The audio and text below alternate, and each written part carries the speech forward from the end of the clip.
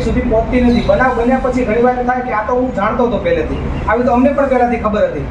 આ બધી કોઈ તમારી આસપાસમાં કોઈ એવી પ્રવૃત્તિઓ થતી હોય, કોઈ એવા બનાવો બનતા હોય, કોઈ એવી ઘટનાઓ આકાર લેતી હોય, અથવા તો કોઈ પણ પ્રકારની શંકાસ્પદ જે ગતિવિધિઓ છે તે થતી હોય તો સીધી પોલીસ સુધી, સક્ષમ ઓથોરિટી સુધી પહોંચે ખુલ્લા રાખવાની જરૂર છે।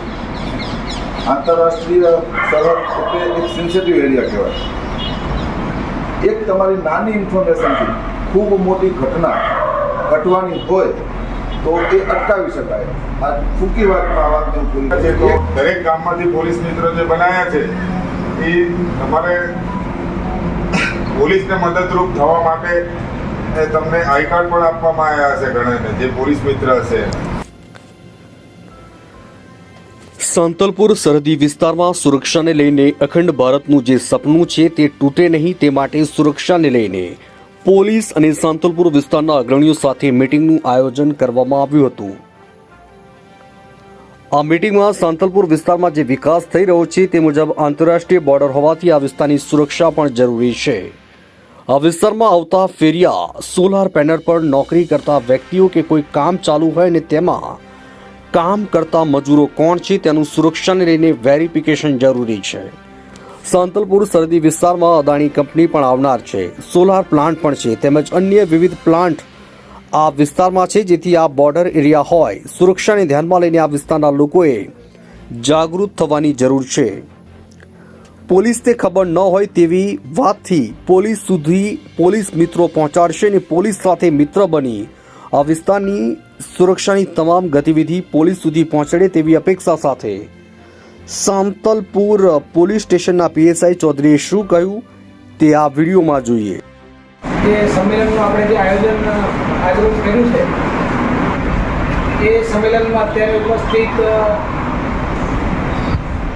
નાયબ પોલીસ અધિક્ષક શ્રી મહેન્દ્રસિંહ સોલંકી સાહેબ, સાંતલપુર વિસ્તારના પધારેલ તમામ નાગરિકો, આગેવાનો, પોલીસ મિત્રો, આપ સૌનું હું સાંતલપુર પોલીસ પરિવાર તરફથી સ્વાગત કરું છું।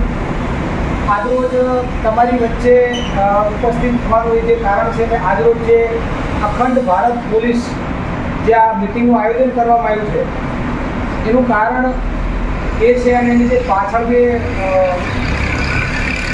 વિષય છે એ વિષય આપ સૌ જાણો છો કે પાકિસ્તાનની જે આપણી આંતરરાષ્ટ્રીય સરહદ છે જે આપણો ગુજરાત ધરાવે છે તો ગુજરાતના 3 જિલ્લાઓ બનાસકાંઠા, પાટણ અને કચ્છ, આ 3 જિલ્લાઓને પાકિસ્તાનની આંતરરાષ્ટ્રીય સરહદ સ્પર્શે છે, જેમાં આપણો પાટણ જિલ્લો, તો આપણા પાટણ જિલ્લાના સાંતલપુર પોલીસ સ્ટેશનની અંદર જે આપણો વિસ્તાર છે, જે આપણા ગામો છે ગજામ, માંડવી, ચારણકા, બહુવા, ઝાપુત્રા, એવાન, ભુજુ, વડોદરા, આ બધા ગામો છે એની પાછળનો જે રણ વિસ્તાર છે, રણ વિસ્તારને છોડીને 40 કિલોમીટર દૂર આપણી આંતરરાષ્ટ્રીય સરહદ આવેલી છે। આંતરરાષ્ટ્રીય સરહદ હોવાની સાથે સાથે આપણો જે વિસ્તાર જે છે એ કચ્છને પણ જોડે છે, બનાસકાંઠાને પણ જોડે છે અને સૌ અગત્યનો આપણો જે કસ્ટમ રોડ છે એ પણ અહીંયા પસાર થાય છે। ભૌગોલિક દ્રષ્ટિએ પણ આપણો વિસ્તાર જે છે એ એક બહુ અગત્યનું સ્થાન ધરાવે છે। તો આ બધી બાબતો છે અને એની સાથે સાથે પણ જે હાલનો જે તબક્કો છે, જે હાલમાં જે કામો આપણા વિસ્તારમાં જે ચાલી રહ્યા છે એ પૈકી એશિયાનો સૌથી મોટો સોલર પાવર પ્લાન્ટ ચારણકામાં છે, આપ સૌ જાણો છો, જે ખૂબ જ મહત્ત્વ ધરાવે છે સુરક્ષાની દ્રષ્ટિએ પણ। આ સાથે સાથે ભવિષ્યમાં પણ જે આપણે તમે કદાચ જાણતા હશો એ પ્રમાણે કચ્છના નાના રણની અંદર અદાણી તથા રિલાયન્સના સોલારના અને હાઇડ્રો પાવરના પ્લાન્ટ પ્રોજેક્ટ ટૂંક જ સમયમાં શરૂ થશે, ભવિષ્યમાં આકાર લેશે। તો એ બધી વસ્તુઓને ધ્યાનમાં રાખીને આપણા જે વિસ્તારનું જે મહત્ત્વ જે છે એ ખૂબ વધી જાય છે। એ મહત્ત્વ છે એ સાથે સાથે આપણો વિસ્તાર જે છે આંતરરાષ્ટ્રીય બોર્ડર સાથે જોડાયેલો છે તો સુરક્ષાના પણ પ્રશ્નો ઉદ્ભવે છે। તો સુરક્ષાના કારણોસર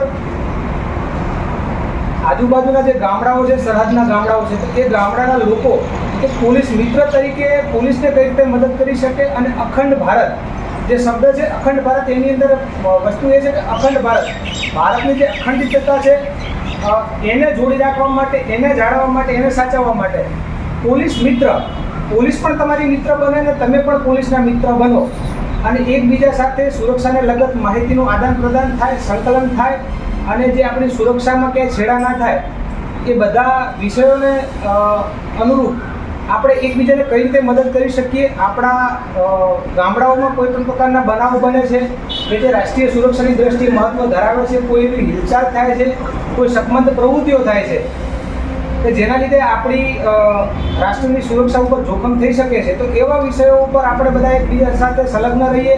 કોઈ એવા વિષયો બનતા હોય તો આપણે એકબીજા સાથે માહિતીનું આદાન પ્રદાન કરીએ.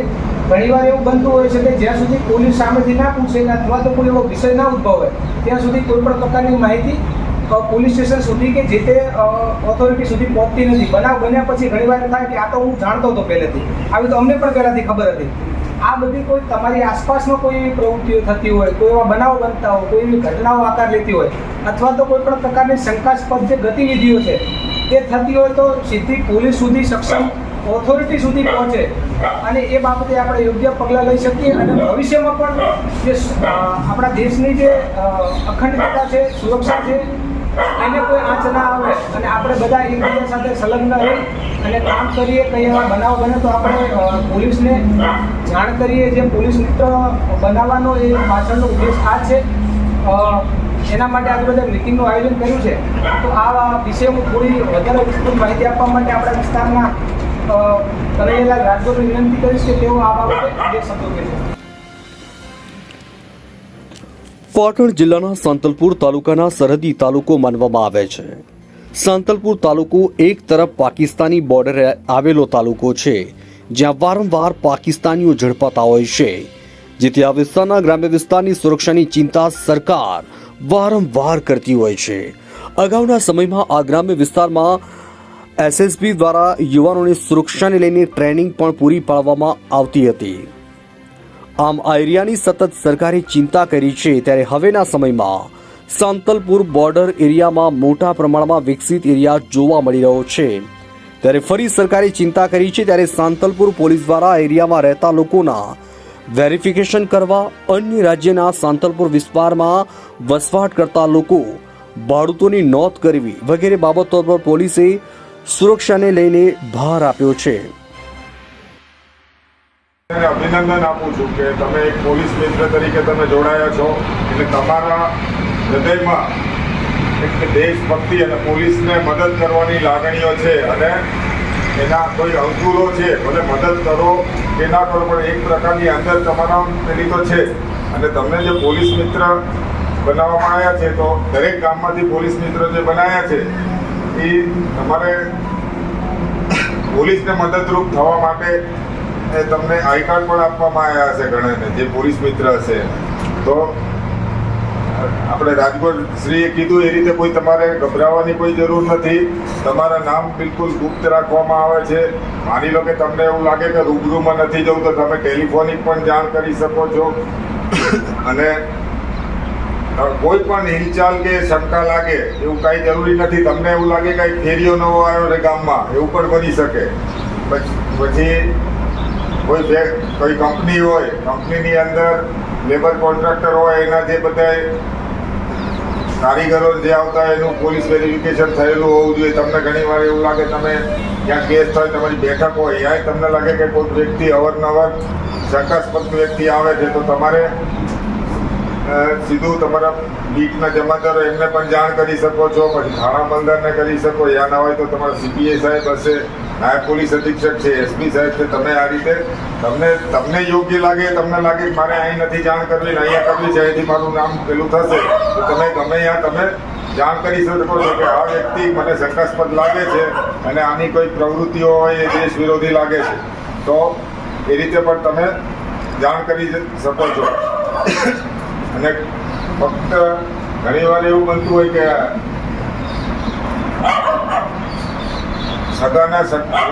ઓળખીતા હોય આવ્યું હોય કોઈ રહેવા એ ખ્યાલ ન હોય, તમને પછી એવું લાગે શંકાસ્પદ પ્રવૃત્તિ, તમને એવું લાગે કે સંબંધીના સગાના સગા છે એવું કંઈક રોકાય, પણ એ પણ હોઈ શકે. પણ તમને જો શંકાસ્પદ પ્રવૃત્તિ લાગે તો તમારે તરત જ પોલીસને જાણ કરવાની. અને કોઈ પણ વસ્તુને શરૂઆતથી ડામી દેવામાં આવશે તો એ વિશાળ સ્વરૂપ નહીં લે, નહીંતર એ મોટું એનું આખું નેટવર્ક ફેલાઈ જશે અને એ આપણા દેશને ઘણું મોટું નુકસાન પણ પહોંચાડી શકશે. અને કોઈ પણ વસ્તુ આપણા વિસ્તારમાં ક્યાં બને છે તો એનો સૌથી મોટો નુકસાન આપણે જ ભોગવવાનો છે.